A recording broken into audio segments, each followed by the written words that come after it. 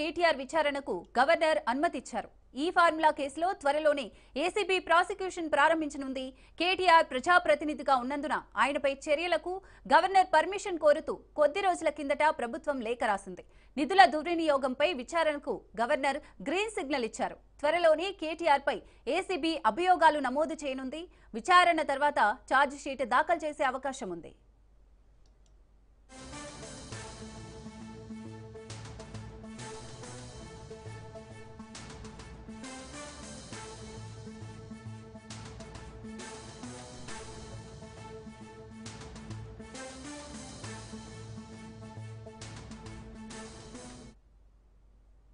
కాంగ్రెస్ సర్కార్పై మాజీ మంత్రి హరీష్ రావు ట్వీట్ చేశారు. హైదరాబాద్ బ్రాండ్ పెంచిన కేటీఆర్ పై అక్రమ కేసులు బనాయించి రాక్షసానందం పొందడం అప్రజాస్వామికమని మండిపడ్డారు. కేటీఆర్ పై రాజకీయ కక్ష సాధింపు చర్యలకు పరాకాష్ట ఇది అని అన్నారు.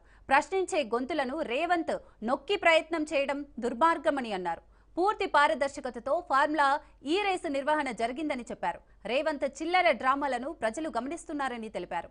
కేటీఆర్ కు బీఆర్ఎస్ పార్టీ అండగా ఉంటుందన్న ఆయన రేవంత్ రెడ్డి దుర్మార్గ వైఖరిని న్యాయపరంగా ఎదుర్కొంటామని హరీష్ రావు స్పష్టం చేశారు.